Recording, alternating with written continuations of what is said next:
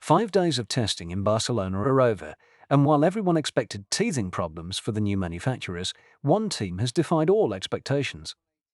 Red Bull Racing, building their own engine for the very first time with Ford, didn't just survive the test. They thrived. In a week where Audi struggled to leave the garage and Honda faced delays, Red Bull Powertrains dropped a bombshell on the paddock. Their new engine isn't just running, it's bulletproof. This was the biggest gamble in the team's history. For years, they dominated with Honda power, championship after championship, built on the back of that Japanese engineering excellence. But for 2026, they decided to go it alone. They established Red Bull Powertrains, partnered with Ford, and set out to build a competitive power unit from scratch. Critics said it was impossible. They said you couldn't build a competitive engine in such a short time frame. They said it would be unreliable. They said it would be slow. They said Red Bull was overreaching, that chassis expertise doesn't. Translate to engine expertise, that they should have stuck with an established manufacturer. But after completing over 600 laps between the two teams powered by this new engine, the silence from the critics is deafening. Red Bull didn't just match the mileage of established giants like Ferrari and Mercedes. They were right there with them. And more importantly, they destroyed the notion that a new manufacturer has to struggle in its first year. When the lights went green on Monday morning, everyone expected Red Bull to have a slow, cautious start. New engines are notoriously fragile. They have thousands of moving parts, complex hybrid systems that have to work in perfect harmony, and they often break. Spectacularly. But that is not what happened at all. Young driver Isaac Hadjar was given the honor of the first laps in the new RB22. And he didn't just do a few careful installation laps to check the systems, he kept going, and going, and going. It was a stunning performance. Even Red Bull themselves were surprised by how smoothly it went.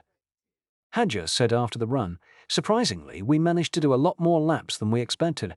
Everything went pretty smoothly.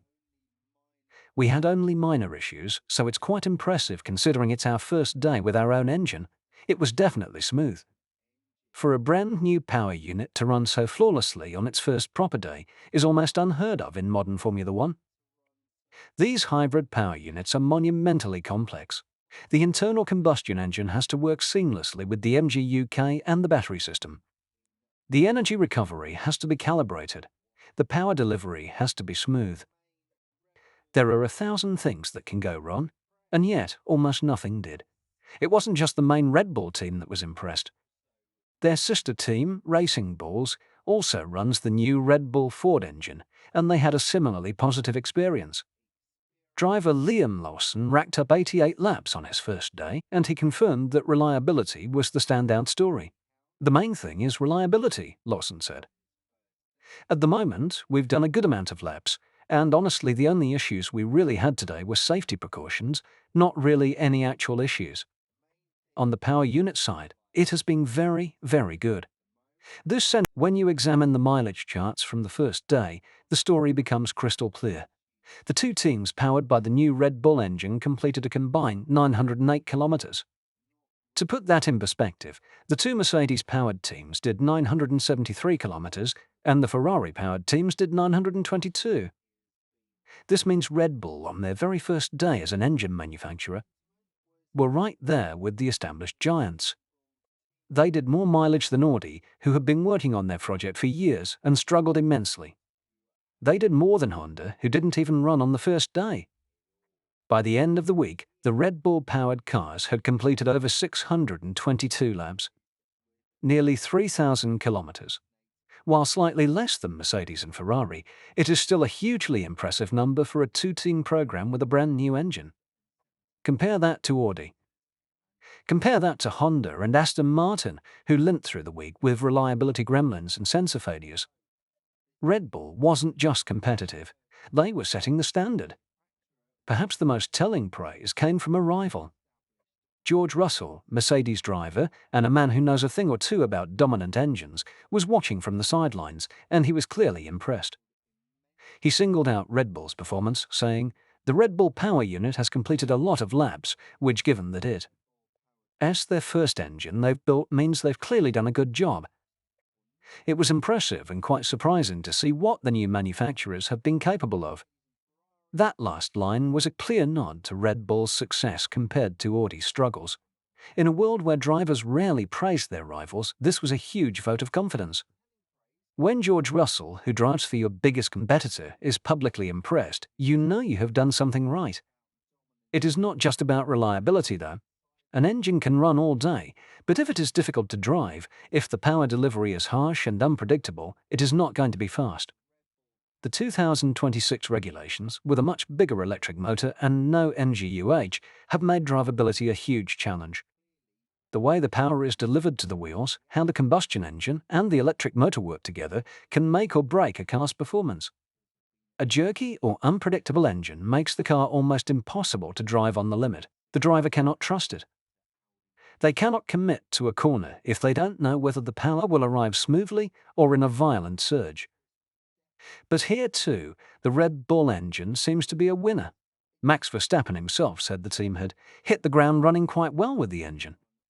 And even more tellingly, Racing Bull's chief technical officer, Tim Goss, described the drivability as simply fantastic. This is a crucial detail. If the engine is smooth and predictable, it gives the drivers confidence, and that confidence translates directly into lap time. A driver who trusts the engine will push harder, brake later, and carry more speed through the corners. So how have they done it? How has Red Bull, a team with no prior engine building experience, produced a power unit that rivals Mercedes and Ferrari on reliability and drivability? The partnership with Ford seems to have been crucial. The new 2026 rules demand a 50-50 split between combustion power and electrical power. This is a massive jump in the importance of the hybrid system. The battery has to store more energy. The electric motor has to deliver more power. The energy management has to be flawless. Ford has a huge amount of expertise in battery technology and electric motors. They have been building electric vehicles and hybrid systems for years. That knowledge, combined with Red Bull's Formula One expertise, appears to have created a solution that is both powerful and reliable from day one. While other teams are still figuring out how to manage the complex energy flows, Red Bull and Ford seem to have arrived with the answer already worked out. Of course, the week was not completely perfect. Isaac Hadjar did crash the car on the second day, causing significant damage to the chassis. However, this was a driver error in tricky wet conditions and had nothing to do with the engine itself. Hadjar got caught out by the standing water, lost the rear, and went into the barriers. The fact that the biggest setback of the week for Red Bull was a driver mistake and not a fundamental engine failure is another hugely positive sign.